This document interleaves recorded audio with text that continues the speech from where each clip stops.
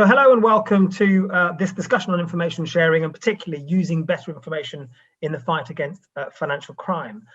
In our debate today, we'll ask, are we doing enough? And specifically, should we press the reset button?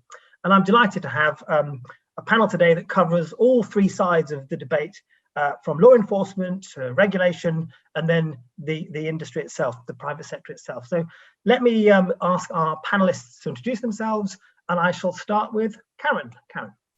Hi, Tom. I'm Karen Baxter. I am currently the Managing Director for Intelligence Strategy at UK Finance.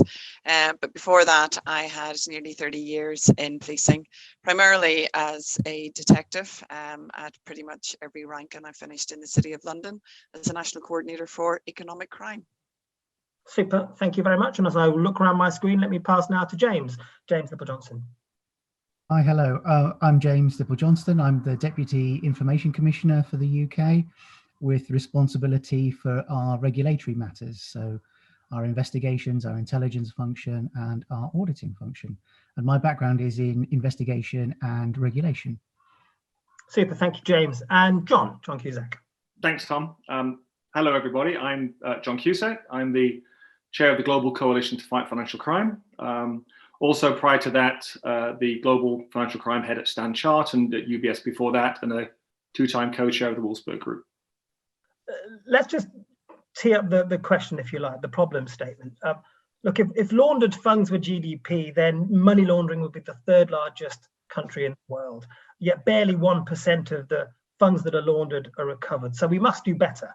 And often information sharing is put forward as the answer to how we can solve that question of how we can do better. But of course, there's significant information asymmetry.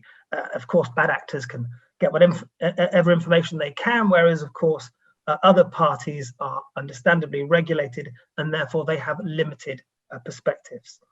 It's, of course, a global issue, information sharing. If we look at the US AML Act, the biggest financial crime legislation in the US since the Patriot Act, you could argue that it's all about information sharing. In fact, the first stated purpose is all set out to be, how can we help the industry to share information more effectively? In fact, Ken Blanco, the head of FinCEN, recently said information sharing is critical in this fight. So therefore, the debate today is, what can we do, and what more should we be doing? So we're going to cut it into three sections. The first section will be around what's not working currently. Then we'll move into a discussion around what we can do better and what should we do better. And then finally, we'll say, how can we fix it? So let's go into the first of these three sections. And I'm going to pose the first question, if I may, to you, Karen. You've talked about information sharing needing a reset. From the law enforcement perspective, what's not working and what needs to change? So remarkably, Tom, having come from law enforcement over to the private sector, I find myself talking about the same things, the same need to reset, the same issues, the same challenges. But undoubtedly, the whole issue of data sharing and the legal framework that supports that, I think, does need refreshed, and it needs significantly overhauled. We're probably still working really in an operational environment with legislation that was set some maybe 5, 10, 15 years ago. Economic crime and fraud has really industrialized on a massive scale, not just locally here in the United Kingdom, but globally. You have that digital exchange of information between criminal gangs, international criminal gangs, between hostile states. And that is not really where we're best, I suppose, served in terms of the legislation. So I think we do need to change it. We are working on some work at the moment with a green paper and a white paper. In particular, we're looking at that pre and post suspicion sharing environment. We are looking particularly at in the private sector around bank sharing. But I think the same thing happens on in the law enforcement side. We work in silos. Policing works in silos, all away from the National Crime Agency. And while the National Economic Crime Centre was established to bring that all together, there still are large silos of information separate and not coming together. So we need to have something that brings all of that together. And the reason why that's important is you really start to understand the threat when we see across the piece all of the information. You can understand then who is the greatest threat, what criminal gangs are the greatest threat. You can start to work more from law enforcement side, more efficiently, more effectively with the private sector. We can actually start to work with other jurisdictions. And I think we need to change it because we need to get to a point of much greater operational maturity. Thank you, Karen. I mean, you mentioned a couple of times about the framework in which we sit, and I wonder if I can use that as a segue into James. And James, you can sort of, what's the word, myth bust when it comes to some of the common misconceptions when it comes to information sharing. From your perspective, what could we be doing, or what's not working today, and how much of that is because people don't fully understand what they're permitted to do? Thanks, Tom. Yeah, I mean, very much agree with a lot of what Karen has said, particularly around the sort of myths. The legislation and the regulatory framework provides just that, a framework through which information sharing can take place in a safe and proportionate manner. And I think one of the challenges is just the scale of myths that have built up around this. And I've come across these, over the last sort of almost 10 years now, either in the Solicitors Regulation Authority or here at the ICO, looking at the challenges to data sharing in this context. Very much the legislation is updating and allows a lot of data sharing. I think the sort of key myths that have built up have been around the legislation says no, the computer says no, you're not able to do this. Another myth that builds up is it's all too slow, it'll take too much time, it'll be too cumbersome and too bureaucratic to be able to share the information at the speed and pace that we need to. And the third is that technology just moves quicker than we're all able to keep up with things. And therefore, why set off on this course if you're not going to be able to keep up? Great, thank you, James. James, if I move now to John, from a practitioner's point of view, there's always been frustrations about the fact that we could do more, both within an institution, across institutions, and between the sort of the private and the public sector. From your perspective, what's not working today? Tom, thanks very much. So I'm going to start. Actually, you beat me to a quote from Ken Blanco, but I've got another one. So Ken's going to be name checked a bit today, and Ken's the head of FinCEN, director of FinCEN, of course, in the US. And in September 2020, just a couple of months ago, he made the following statement at the end of a pretty long speech, which was foreshadowing the AML Act and other things, other developments in the US. And he said, we all want the same thing at the end of the day: to be effective, to be efficient, to confront and to address risk, to prioritize, to protect our national security, our families and communities from harm.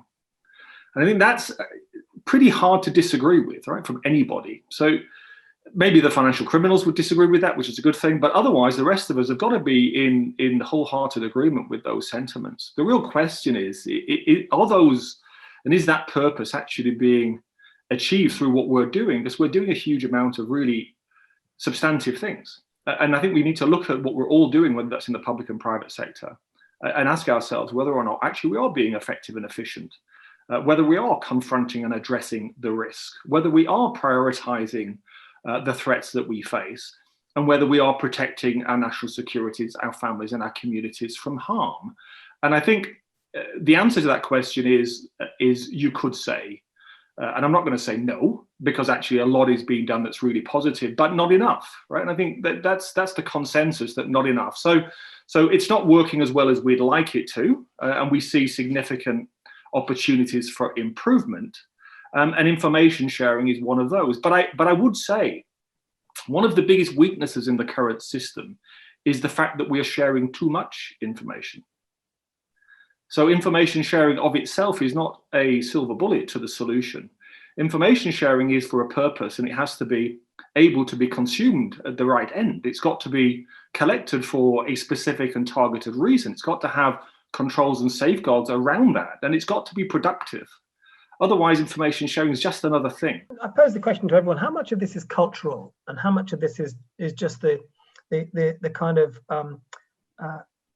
a lack of understanding of what's possible, and therefore it's a lot easier to default to not doing something rather than to doing something? I think there's a lot of cultural inconsistency. So, I mean, having worked in the public sector and the private sector, there is differences in how people interpret the legislation. There are different risk appetites. I used to be a senior investigating officer, in terms of terrorism. My risk appetite is probably, I would say, quite audacious, but lots of other people don't have that. And I think there's something around when you have to rely so heavily on interpretation, there's probably something about the legislation that isn't quite right. So I think we do need to change the legislation, but I think we need to change how we talk about this. And we need to get away from living in the shadow or the belief that, as James said, the oversight is going to come and get us. Quite often economic crime has been seen as the victimless crime that the banks will then pay out on. And in policing, we have less than about, I think it's only in and around 2 to 3% of all the assets and resources are actually dedicated to economic crime. And that's because the narrative still is about firearms. It's still about drugs. But if you took the money out of the firearms and drug systems, you would actually disrupt and probably dismantle large swathes of organised criminality. So there is a seismic shift that needs to take place. And with that, the cultural move to this is one of the greatest threats that this country is seeing at this moment in time. And therefore, we need to start to look at economic crime in the same way that we look at terrorism. One of the key barriers and one of the key challenges is sharing information, which is across different jurisdictions. And also in terms of particularly social media platforms, where there is an enormous amount of information kept there. There's an enormous amount of criminality. I suppose, social media platforms are the vehicle for that. They're the vehicle for recruiting money mules. They're the vehicle for, targeting individuals. We don't in law enforcement get easy access to that information, particularly when we have to apply. So quite often we apply through the process here, and then it has to go to another jurisdiction, and maybe it's kept in a different cloud. And actually for law enforcement, it's extremely difficult. I have seen numerous cases where we've applied for information held in social media platforms. I'm still waiting. I'm simply still waiting, and the case is now closed. I'm all for people's privacy if people are living their lives and not harming others. Once you start to harm others and commit that criminality, I think the paradigm changes. How much do you think is there a limited understanding of the regulation which is holding people back? So how much of it is the importance of the guidance that you issue or the education of the involved stakeholders so we can really understand what is possible? I think it plays a part, and that's why we focused on practical toolkits and more straightforward guidance. We have the code that describes how we should approach this, but it is a large document with lots of detail. But for frontline members of staff to be able to make the considerations John and Karen have highlighted, what is relevant to share, what is proportionate to share, does the recipient understand what I'm sharing with them and is able to use it, and is it of a sufficient quality to do that sharing? Those are the key things. And in the cases that I look at and in the engagements that I've had, training, the organizational culture, the communication of the organization's risk appetite within its broader accountability frameworks is really important in this and helping to break down and bust some of these myths. From the perspective of financial institutions, what would we be able to do with more effective information sharing, and what difference could this make? I can sit here and many of my colleagues have argued for information sharing legal changes like we have in the US from under 314B, which is information sharing on a pre-suspicion, a post-suspicion basis with regulated entities. We think that would be extremely helpful. In the UK, of course, we've got quite a lot of that. We've got a new legal change in the Criminal Finances Act that allows that to do post-suspicion exchange of information with a few extra conditions that the US doesn't have. Which I think is going to be a really important development, which needs to be used by financial institutions to be able to prove that it makes a difference. I think that has the prospect, and 314B has the prospect, of improving the quality of SAR filing that comes from the private sector. Right? The current SAR filing is, some of it is great, some of it is not. And there's no point criticizing the people that are producing that because they're burning money to produce it. Mm. Right? There's a reason why the level of suspicion that is required or understood as being the prerequisite before you file a SAR is what it is. And that's, to a certain extent, expectations from regulators or pressures from third parties, or you can call it defensive filing if you like. But you know, it's a fact that we've got to try and address. Information sharing for a specific and precise purpose, to be able to identify whether or not the person you have got some level of suspicion about is actually somebody you really are concerned about and ought to be filing a SAR, which law enforcement ought to be going after, is a really important piece of this jigsaw. So where information sharing can lead to reducing the number of defensive SARs and increasing the number of highly valuable SARs, I think would be in everybody's interest. Are there lessons that we can learn from other areas which will help us on that operational maturing? I think they're lessons we're learning all the time. I think we need to get quicker with the learning, because the criminals are, doing that every single day, and they're nearly outpacing us, and they are outpacing us. So I think for me, there are definitely, if you look at safeguarding years ago, in terms of safeguarding, we used to look at one child who kept running away from the residential home. We looked at law enforcement at this child as a problem child. What we failed to see when we started to talk to the child, when we started to talk to social services, when we started to talk to other agencies, when we started to talk to the Department of Education, this child lived in a house where abuse was extensive, where neglect was extensive, where they had been taken into residential care, where there was further abuse and neglect. And then we're being exploited by criminals. And then when you look at that, then you start to see not the problem child, you start to see a network of criminals that actually prey on many, many problem children, the length and breadth of the country. And that's exactly where we are with this. We used to look at fraud as one fraud. I remember years ago, we used to look at the check, as a young detective, you got all the bad checks to investigate.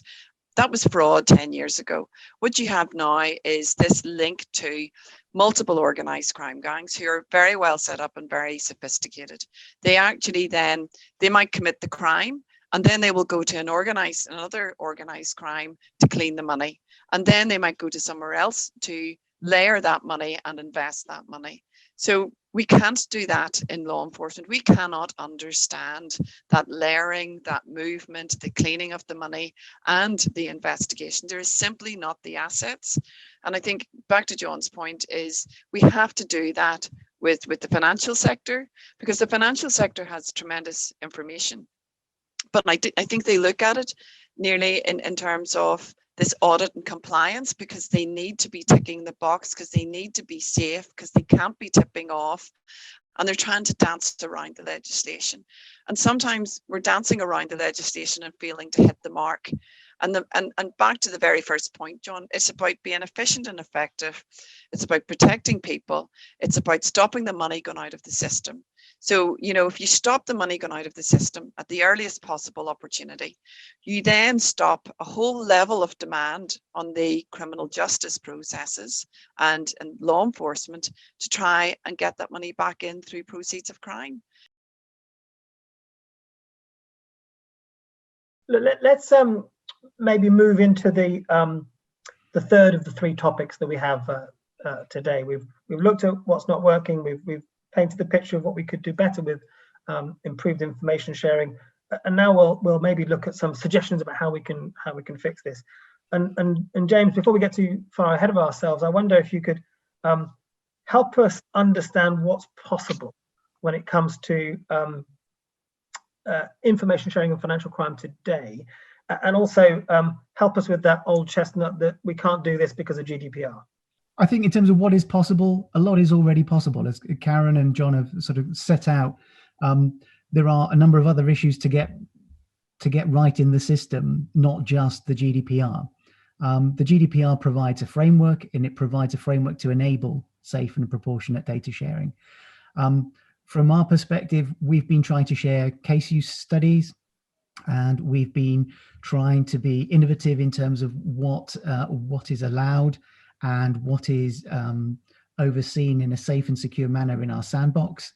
And there are some recent participants in the sandbox that show, we can look at this differently. We can look at this from that harms and risk perspective, and we can look to see how we can combine data and how we can use data with the right privacy safeguards around it to make sure that people have trust and confidence in that data sharing, and that people can be reassured that the right safeguards are being put in place. And from the regulatory perspective, we are open to that and further discussions. The data sharing code is a start, but behind that is a lot of additional work and a commitment from us from the sort of regulatory side. We want to develop more tools, more practical use case studies. We want to share those. We want to work with sectors to develop those. If there's something at a sector level that works, we'd be open to that.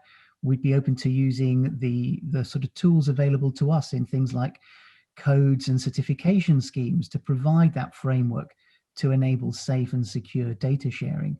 And also at international level, I think John's point about the sort of international challenge that comes through with this is a really important one. And the global privacy community is also coming together better on this, looking at the interoperability between systems. I think it's sometimes not appreciated that as regulators, we are also facing these data sharing challenges. We are also trying to make requests of colleagues overseas for information, including information about some of the big platforms and how they work. So we understand some of the pain here. What we are sort of committed to trying to do is to work through the system as best as possible. And there's work underway at the OECD looking at standards and interoperability and how that can assist in this space as well. So I think there's a lot that is allowable under the present system. There's an offer certainly from the ICO's perspective. Think about this up front in your design phase. Look at your data sharing agreements. Look at your DPIAs, and if in doubt, come and talk to us. Karen, we talk sometimes about intelligence-led prevention, which maybe is the goal with all of this effort. How far are we away from that, do you think, and what needs to happen for us to really accelerate getting there? I think it's a real challenge, Tom. I think we're further away from it than I would like to admit. It's something that saddens me, I suppose, in a way, because I think that the intelligence-led prevention is the thing that will turn it on its head, that will turn this around. I think the first thing is, when we build the intelligence systems, if we can think of the benefits, and if we think of some of the benefits very quickly in terms of private, public, and the citizen, I think we can very quickly then see why we need to get there. And in terms of the intelligence, if we have a better understanding of the threat, if we can have more mature conversations that are more evidentially factful, I think then we can convey to the public, to 66 million people in our country, why economic crime is such a threat. I think if we can do that, then we can start to change and shape people's responses and their own behaviour. If we cannot convince 66 million people, or the vast majority of these people, how to respond differently online and when they are being groomed and targeted by fraudsters, I think we will not get ahead of this. We need the public to be part of the solution. I think the second thing is, in the intelligence-led piece, when we understand the threat that is facing the private sector, we then can actually stop and design out that. We can develop technical solutions at this point that will be able to give us some, dividends maybe in 2 or 3 years' time. If we can design it out, we reduce the loss. If we reduce the loss, we increase profit for banks. But we, more importantly, increase profit and benefits back to the citizen. And the citizen and the people who bank start to see the benefits of that. And that's an enormously big thing for individuals. And finally, if we can do that, those two things together, what we're going to do is we are going to put the very limited assets that law enforcement and the public sector have towards the right suspects with the right levels of assets using covert and overt methods. And we actually look to really target those organised crime gangs. John, from your perspective, if you were going to give some advice to us as an industry to really address this problem, tackle this problem, what are the steps that we should take first? I would encourage regulators, and that includes data protection regulators, but also the banking regulators, to get engaged and be proactive in this space. Right? There's a reason why the banks do what they do, and they do it mostly because it's a reaction to the regulatory expectations, and not in relation to the mission that we're all supposed to be on, that was enunciated there in Ken Blanco's original statement. right? And so until we right-size this ship, so we're all pushing and moving in the same direction, we're going to have this continued issue. And information sharing is only a solution if we actually all are moving in the same direction, right? And we all have the same ultimate goals. And it can't be that we're running programs for the benefit of the regulator. It's got to be that we're running financial crime programs for the benefit of law enforcement, but also that they're responding to the priorities that law enforcement can have, but also the actions that law enforcement can take. And those are proportionate and reasonable in relation to privacy that, as Karen says, we should be able to communicate those to anybody and everybody and say, these are justifiable because. I don't think the industry needs to do more. I think the regulators do need to step up and try and shape this away from where it is. Yes, penalizing banks that have got material weaknesses, that's okay. But that's not the only discussion in town, right? It's technical compliance versus effectiveness, which is dragging the industry to a place which is negative towards fighting financial crime. And that's got to change. To be fair to people, there's been a lot of engagement the last couple of years around how we do that, not that that's the wrong place to get to. And I think we've got to spend more time talking to each other about what that model looks like. Thank you, John. And James, may I turn to you for a couple of final comments from you before we close? What should we take away from the conversation from the perspective of the ICO? To be fair to all of my colleagues, I think we understand, that there are challenges here, and we've got to try and make sure that we are tackling harms and risks collectively. I think what I'd want people to take away is think about these concerns when you're designing in schemes, and do approach us, do talk to us, use the impact assessments, use the data sharing agreements and the tools that we've got. And where they're not good enough, let us know how we can improve them. Because at the end of the day, again, to the points of others, we're all trying to do the same thing, which is keep people safe from harm at the end of the day. Well, fabulous. Look, if this is all about collaboration, then through Karen and John and James today, hopefully we've shown that it's absolutely aligned to all of our ambitions. So thank you for your time. Thank you to Karen and to John and to James for giving us your time today. And hopefully we'll see you at our next webcast. Thanks all.